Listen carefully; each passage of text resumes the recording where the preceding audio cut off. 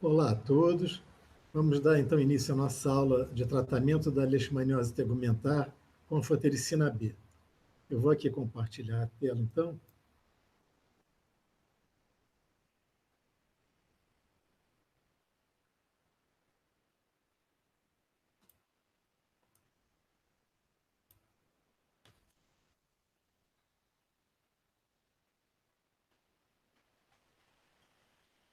E nós vamos dar destaque à anfotericina B lipossomal. Essa é a capa do Manual do Ministério da Saúde e a página onde fala sobre o uso da anfotericina B lipossomal. E, basicamente, é uma medicação de segunda escolha quando o antimoniato de meglumina não puder ser utilizado.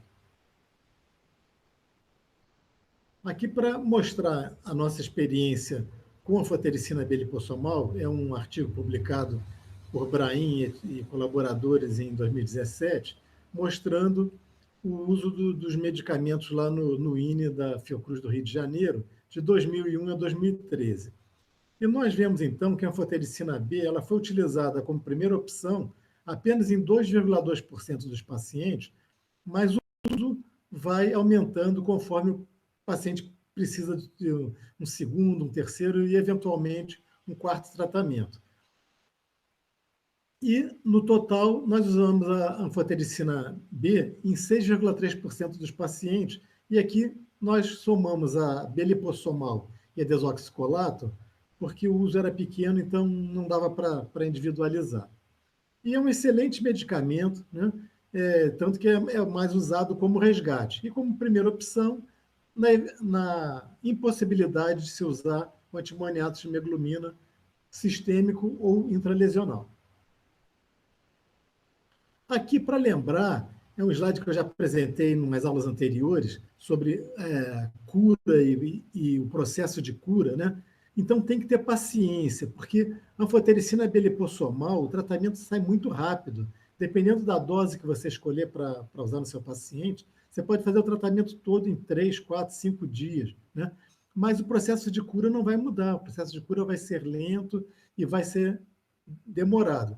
Então, não esquecendo que para sair dessa fase da lesão ulcerosa, né, ulcerada, até a lesão estar totalmente epitelizada, pode levar até 120 dias, principalmente nos membros inferiores, paciente com varizes e tudo mais.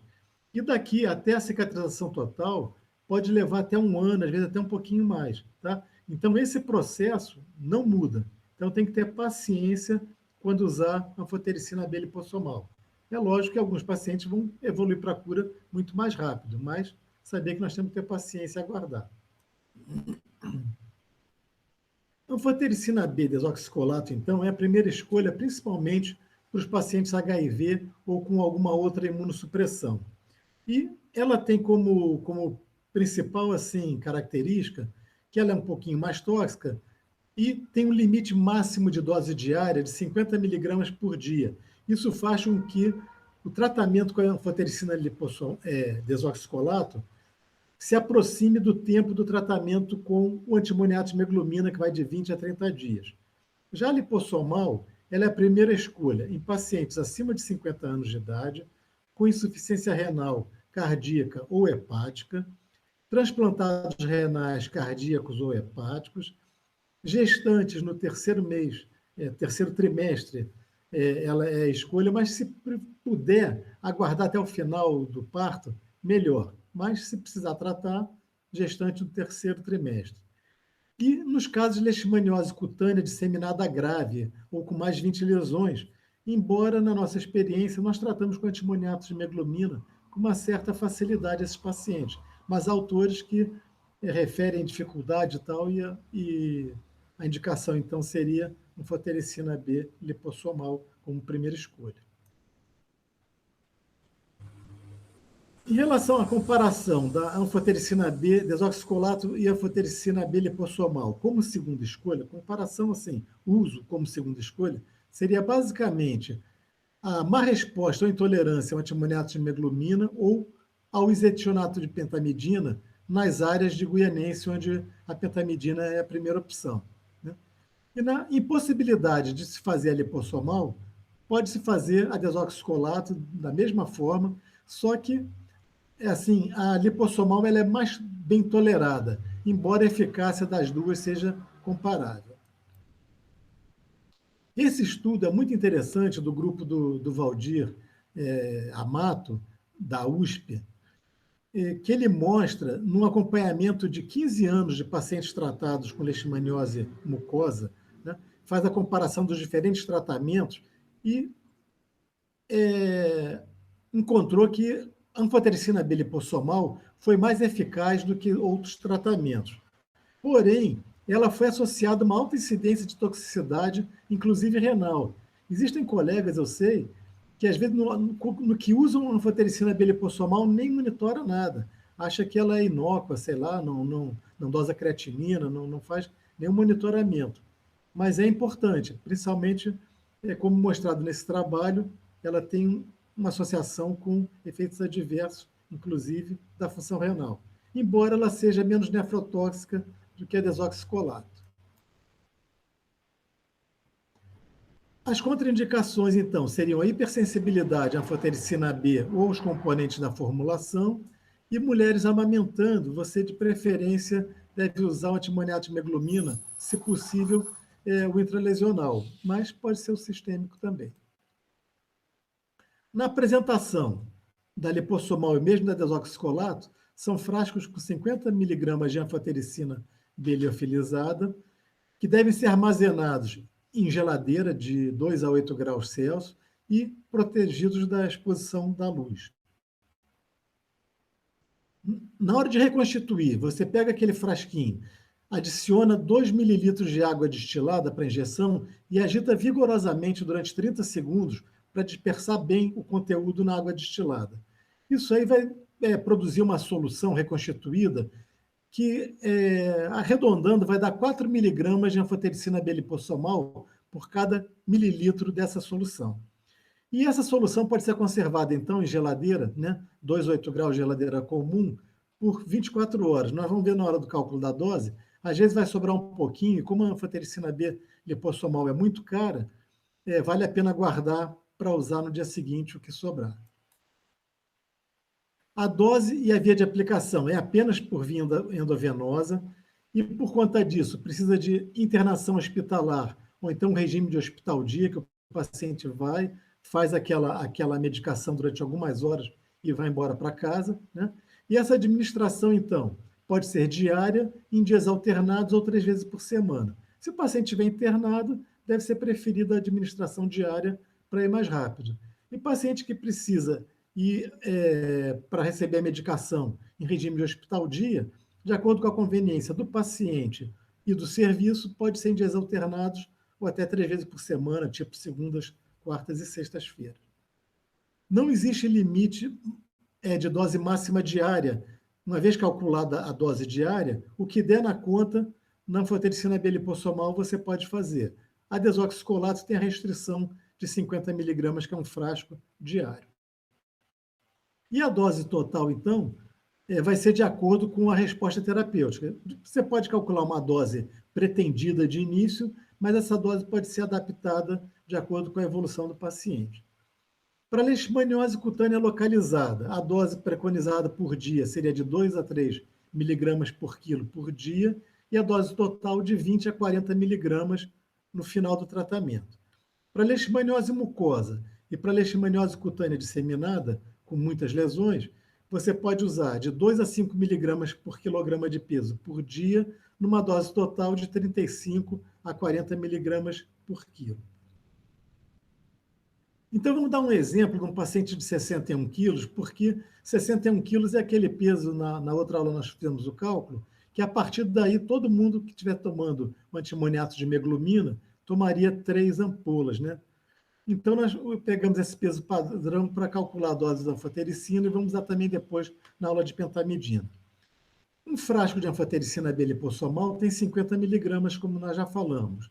Se nós pegarmos, então, aquela dose diária de 2 miligramas por quilo por dia, que é a dose mínima, tanto para a cutânea quanto para a mucosa, e uma dose total pretendida de 40 miligramas, que também é a dose máxima total nos dois casos, né? Vamos usar isso aqui como exemplo, então. O cálculo da dose total, 40 miligramas por quilo, né? Um paciente de 61 quilos vai dar 2.440 miligramas. Aí você divide por 50, que é a quantidade de miligramas que existe num frasco, dará 48,8, você pode arredondar para 49 frascos. Então, esse paciente vai necessitar de 49 frascos para o tratamento total. Vamos calcular, então, a dose diária para saber como nós vamos administrar esses 49 frascos. 2 miligramas por quilo por dia, multiplica pelo peso, vai dar 122 miligramas por dia.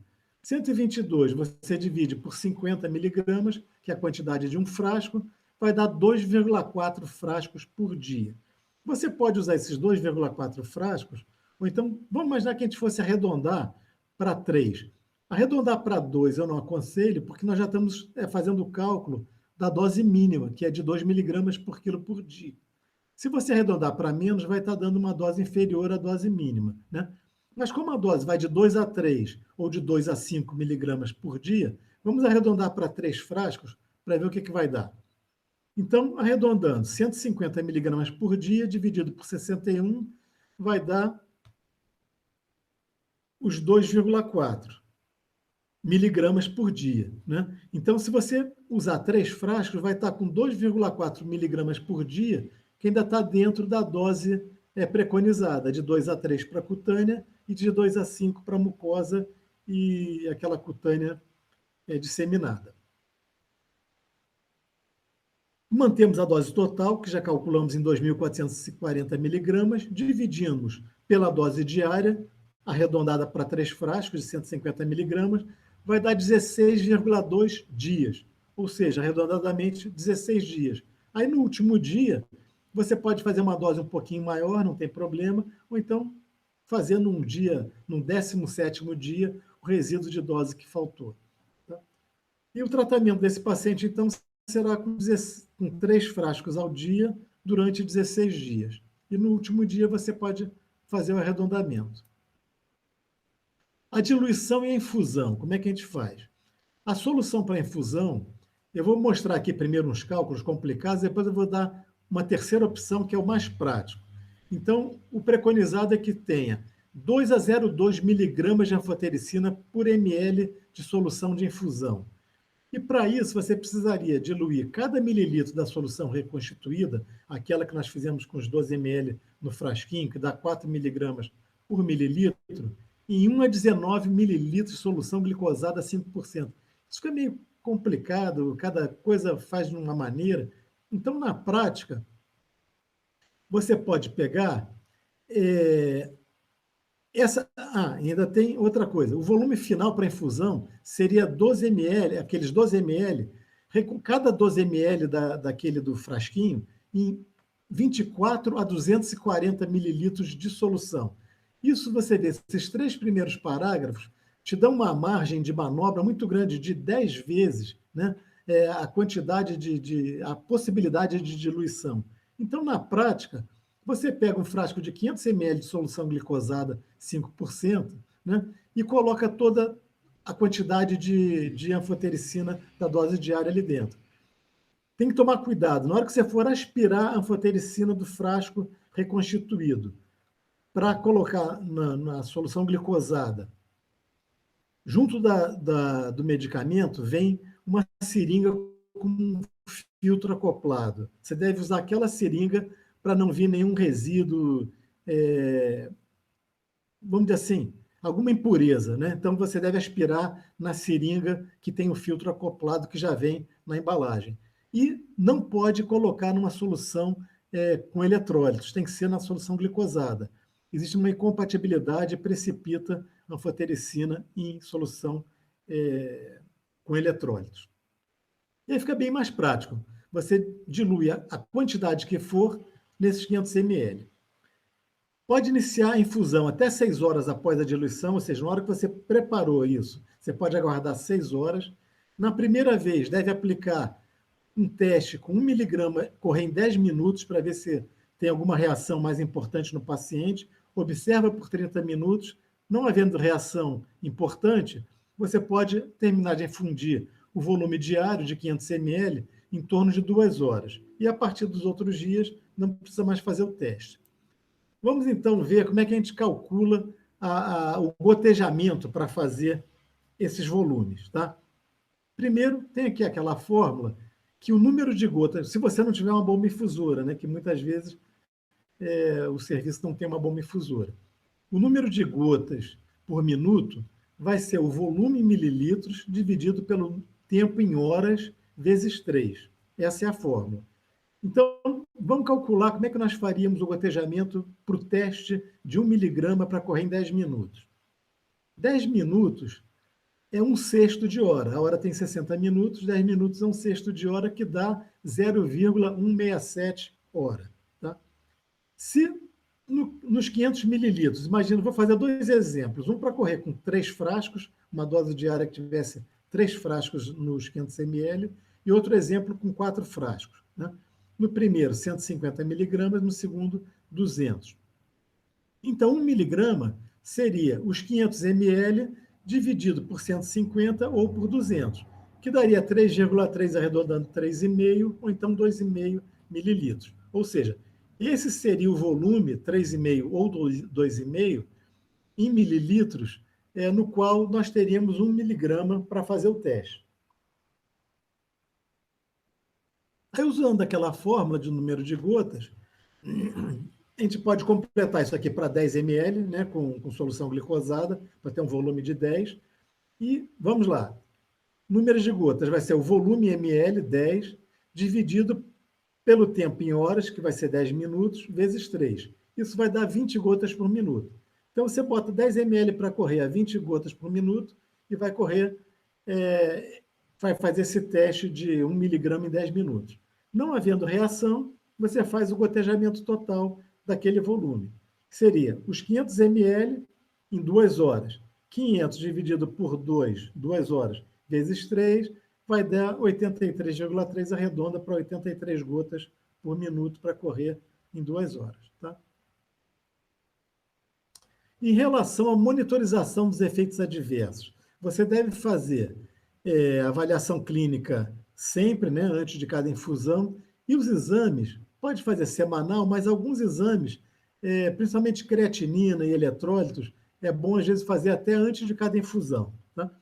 E a monitorização, vocês vão ver que os exames são muito semelhantes para os 3 medicamentos, o antimoniato de hemoglobina, a anfotericina e a pentamidina. Então, com hemograma, glicose, amilase, lipase, ureia, creatinina, enzimas hepáticas, TGO, TGP, fosfatase alcalina, gama-GT, eletrólitos, potássio, magnésio, principalmente, sódio, e o eletrocardiograma.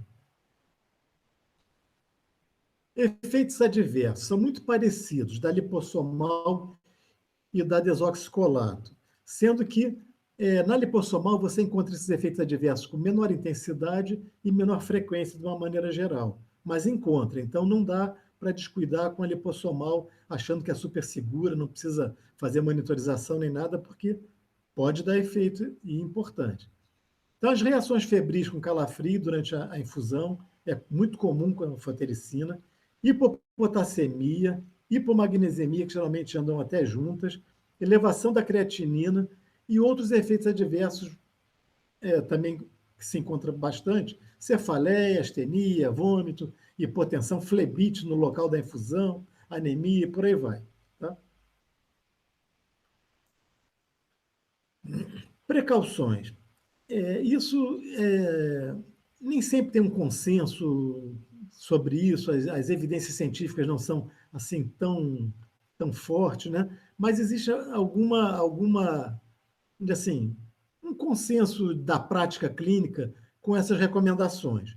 Então, primeira coisa, se acredita que fazendo uma boa hidratação com salina, né, solução fisiológica, nesse volume de 10 mililitros por quilo de peso, antes e depois da infusão, você consegue dar uma segurada nesses efeitos adversos de insuficiência renal e outros. Né? As reações febris com calafrio durante a infusão, elas resolvem se você interromper a infusão e fizer um antitérmico na hora que der a reação. E com frequência, numa próxima infusão não acontece de novo. Nem sempre é obrigatório, só porque o paciente teve uma vez, vai ter sempre. E quando o paciente tem essas reações com frequência, em vez de você tratar a reação, também pode experimentar fazer um antitérmico ou corticóide, tipo hidrocortisona, 100 miligramas, uma hora antes da infusão. Outra coisa também que acontece é se você deixar para gotejar, em vez de fazer em 2 horas, aumentar o tempo, deixar para correr em 4 horas, por exemplo, também costuma tolerar melhor e diminuir esse tipo de reação. A monitorização, como eu falei, pelo menos uma vez por semana, mas às vezes função renal e eletrólitos têm que ser monitoradas com mais frequência, às vezes diariamente. E repor os eletrólitos se necessário.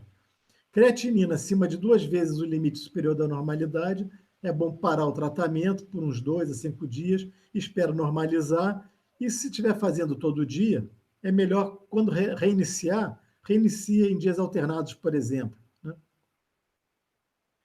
Gravidez, você pode usar, como nós falamos, a partir do 3º trimestre, mas é bom considerar a possibilidade de esperar o parto e tratar depois, né? E aí poderia ser até com antimoniato de meglumina, que é mais indicado para mulheres amamentando. E anfotericina B, muito imediatamente após o antimoniato de meglumina, pode causar toxicidade cardíaca grave.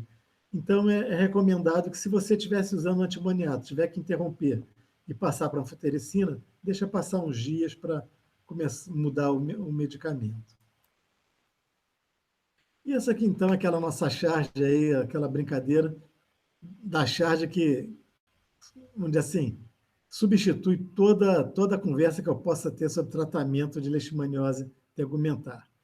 Então, nós terminamos aqui a aula sobre a anfotericina B-lipossomal no tratamento da leishmaniose tegumentar e, em seguida, nós vamos começar a próxima aula, que vai ser o tratamento com pentamidina.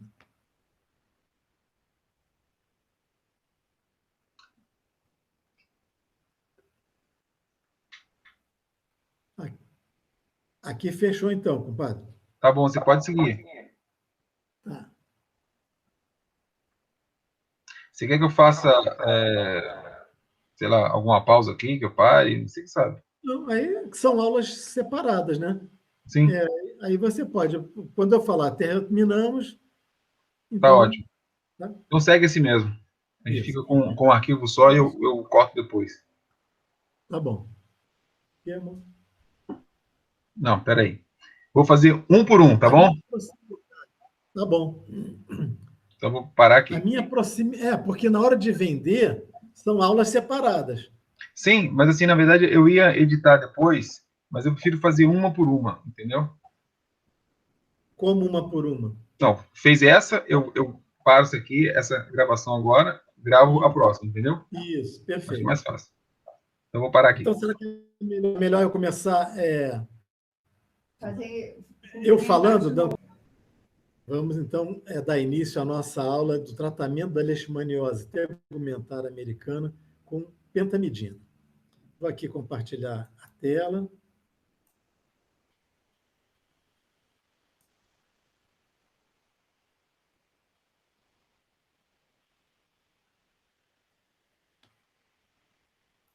E vamos dando seguimento. Tratamento da leishmaniose cutânea com a pentamidina. As indicações. Para a leishmaniose cutânea, nas áreas onde existe predominância de leishmania viánea guianense. Então, como nós já dissemos em outras aulas, no Brasil, a leishmaniose tegumentar é causada fora da região amazônica, e mesmo na região amazônica, o agente mais comum, mais frequente é a leishmania viánea brasiliensis, né? E particularmente fora da região amazônica. Na região amazônica, existe uma grande predominância da leishmania viánea guianensis, principalmente na margem norte do rio Amazonas, né, na calha norte do rio Amazonas, e outras espécies também. E a leishmania viánea guianensis, ela costuma apresentar uma certa baixa sensibilidade ao tratamento com antimonial. Então, nessas regiões onde é esperada a predominância de guianense, a primeira indicação seria da pentamidina. exceto para pacientes com comorbidade renal, hepática, cardíaca, diabéticos, gestantes, mulheres amamentando e menores de 1 ano, que não se deve utilizar a pentamidina. E para leishmaniose cutânea e mucosa, em áreas com predominância de outra leishmania, ou seja, a brasiliense, né, ela seria a segunda escolha para pacientes nos quais o antimoniato de meglumina ou a anfotericina B lipossomal não tenham apresentado resultado, uma resposta insatisfatória, ou tenha acontecido alguma reação adversa que impeça usar esses outros medicamentos. Essa tabela, então, para chamar a atenção que a nossa experiência com pentamidina no INE, no Rio de Janeiro, da Fiocruz, na Fiocruz do Rio de Janeiro, é pequena, porque isso aqui, então, no período de 2001 a 2003, e nós vemos que a pentamidina ela foi utilizada em 1,2% dos nossos pacientes. Né? E, da mesma forma que a anfotericina foi utilizada mais como resgate, a pentamidina também. Vocês veem, 0,4% no primeiro tratamento, isso vai lá para 10% no quarto tratamento, pacientes responderam mal um segundo, um terceiro, então ela é mais usada como alternativa do que como primeiro tratamento. Tá? E eu posso dizer que essa experiência nossa com a pentamidina, embora bem limitada, foi bem adequada, é um bom medicamento também. E aqui, então, são duas publicações, dois casos, um de cutânea e outro de mucosa, pacientes com infecção por leishmania viana brasiliensis, tá? Os dois, né? E, como eu falei, um cutâneo e outro mucoso, e por diferentes motivos, má resposta, intolerância, aquele paciente que tem má adesão, não volta. Então, esses dois pacientes receberam diferentes tratamentos e diferentes esquemas com antimoniato de meglumina, com anfotericina B desoxicolato e lipossomal, e terminaram com uma boa resposta à pentamidina. Então, isso aqui é para ilustrar que na leishmaniose, basicamente, esses 3 medicamentos, e agora a miltefosina também, eu acredito que será mais um, não tem uma regra muito definida, ou seja, às vezes você pega um paciente que teve uma boa resposta, não teve uma boa resposta à anfotericina e responde ao intralesional, um paciente que não responde à pentamidina responde ao antimoniato de meglumina, e por aí vai. Né? Então, e agora com a miltefosina, por exemplo, nós temos visto muito relato de casos de pacientes que eram refratários aos tratamentos convencionais e acabam tendo uma boa resposta à miltefosina. Então, na minha maneira de ver, existe uma alternância de sensibilidade aos medicamentos direcionados à leishmaniose tegumentar. Aqui, então, a capa do Manual do Ministério da Saúde e a página lá que ilustra que nas áreas de predominância de leishmania guianensis, a pentamidina é o medicamento de escolha. E aqui aquela imagem que você já deve estar cansado de ver nas aulas todas, eu mostro, da cura, do tempo de cura, o processo de cura, lembrando que para chegar dessa região, dessa lesão ativa, para uma lesão epitelizada, às vezes imediatamente após o término do tratamento, mas pode levar até 120 dias, principalmente pacientes com lesões nas pernas e com varizes, por exemplo, né? E para sair dessa fase de lesão aberta, totalmente em atividade, para uma lesão totalmente cicatrizada, também pode ser rápido, 30, 40 dias, mas às vezes esse período todo aqui leva mais de 1 ano. Tá? E o tratamento com a pentamidina, vocês vão ver, é um tratamento curto, então tem que ter paciência. Acabou o tratamento, não quer dizer que o paciente em 3, 4, 5 dias, uma semana, vai chegar nesse estágio de totalmente cicatrizado. Esse processo de cura vai seguir e nós temos que ter paciência e observando cada etapa de cura se concretizar. As contraindicações da pentamidina: gestação e aleitamento. Então, lembrando, né, antimoniato de meglumina é contraindicado na gestação, mas pode no aleitamento.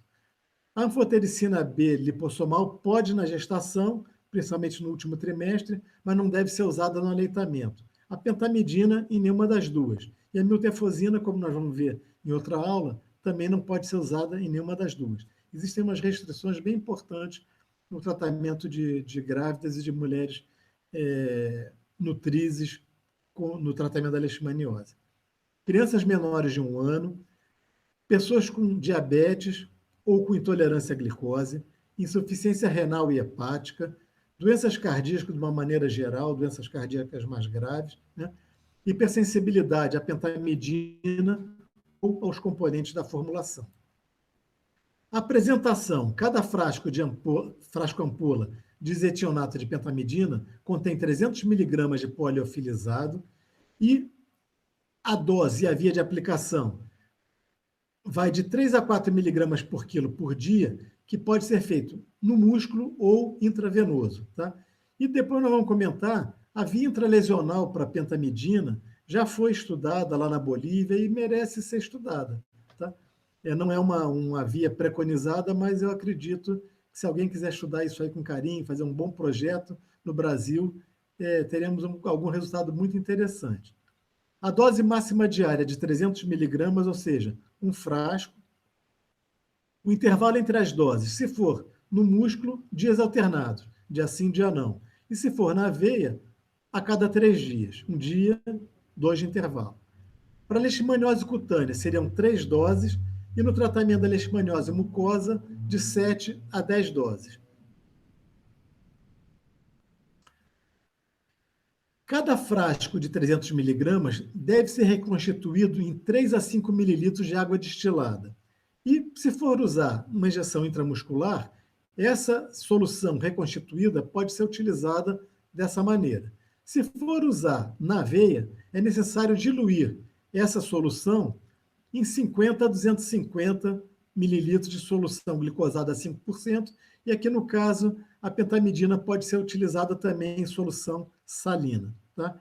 A anfotericina e o antimoniato de meglumina não podem ser utilizados em solução salina. A pentamidina pode. O tempo de infusão também deve ser de 1 a 2 horas, se for fazer na veia. E após a reconstituição ou diluição, você pode conservar de 15 a 30 graus, ou seja, temperatura ambiente, se não tiver um dia muito quente, e protegido da luz por 1 a 2 dias. Vamos dar um exemplo, então, com aquele mesmo paciente de 61 quilos. Né? Nós já fizemos o cálculo nas outras aulas para o antimoniato de meglumina e para a anfotericina. Então, um paciente com 61 quilos,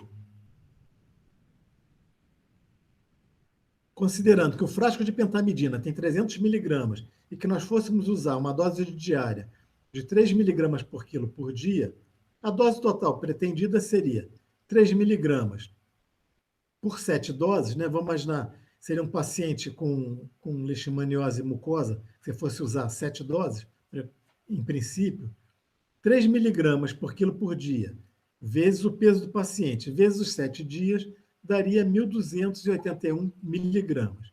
Você divide isso por 300 miligramas, que é a quantidade num frasco, vai dar 4,2, que é melhor arredondar para baixo, 4 frascos seria a dose total para esse paciente. Então, vamos calcular a dose diária. 3 miligramas por quilo por dia, vezes 61, que é o peso do paciente, daria 183 miligramas diários. 183 miligramas diários. Se cada frasco ampola tem 300 miligramas, isso vai dar 0,6 frascos por dia. Tá? Imaginando que a gente reconstituiu aquele frasco com 5 ml, que pode ser de 3 a 5. Vamos dizer que nós reconstituímos com 5 ml. 5 ml vezes 0,6 vai dar 3 ml diário, que está pronto para o uso, se for fazer no músculo. Né? Se for fazer na veia, essa dose você dilui esses 3 mililitros em 50 a 250 mililitros de solução glicosada 5% ou solução fisiológica, e usa aquela fórmula. Número de gotas vai ser por minuto, vai ser o volume total em ml, que pode ser 50 a 250, dividido pelo tempo em horas, vezes 3. A monitorização dos efeitos adversos. Vocês vão ver que é muito parecida com o antimoniato de meglumina e com a anfotericina. Avaliação clínica, que não pode ser nunca dispensada, hemograma, a glicose, que nós vamos ver, que principalmente se a dose total ultrapassar 2 gramas, né, deve acompanhar com glicemia mensalmente durante 6 meses. Tá? E esses efeitos adversos também devem ser monitorados antes, de preferência 2 vezes durante o tratamento e no final. Também com ureia e creatinina, amilase e lipase, CPK, LDH, enzimas hepáticas, transaminases, fosfatase, gama-GT, eletrólitos, sódio, potássio, magnésio, cálcio e eletrocardiograma. Os efeitos adversos. Dor em duração, esses são os efeitos locais, né? Abscessos estéreis, necrose muscular no local da injeção. Durante o tratamento, o paciente pode fazer hipoglicemia, pode fazer diabetes tardio, principalmente quando a dose total ultrapassar 2 gramas, nós devemos evitar de ultrapassar 2 gramas de dose total. Insuficiência renal aguda, alterações hepáticas, pancreatite, prolongamento do intervalo QT, taquicardia ventricular, arritmias, leucopenia, uma série de outros efeitos adversos, conforme está aqui descritos, incluindo náusea, vômito, tontura, tá? E aumentos de enzimas como CPK e LDH.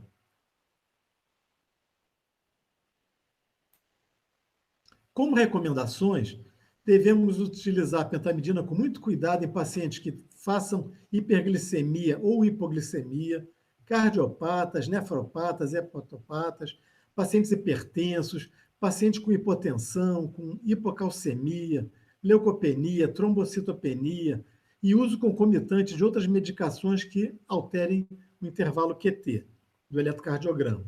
O paciente deve ser alimentado antes de receber o medicamento, porque às vezes acontece hipoglicemia durante aquele período ali após a medicação. E depois que receber o medicamento, deve ficar ali em repouso, em observação, 15 minutos, meia hora, antes de ser liberado, para a gente evitar hipoglicemia, queda, coisas desse tipo. E aqui, então, para terminar, é o artigo que eu falei, publicado em 2016, pelo Dr. Soto, lá na Bolívia, onde ele comparou a pentamidina intralesional com outros tratamentos intralesionais, inclusive o antimoniato de meglumina. Só que a gente olhando aqui com calma, você vai ver que ele usou uma dose um pouco diferente da que a gente usa, o intralesional a cada 5 dias e também a pentamidina a cada 2, 3 dias. Então, talvez a gente possa propor um outro esquema, né? Mas essa ideia do tratamento intralesional com a pentamidina merece ser estudada, tá? Principalmente nessas áreas de leishmania aviana guianense. E assim, então, nós terminamos a nossa aula do tratamento da leishmaniose tegumentar americana com pentamidina.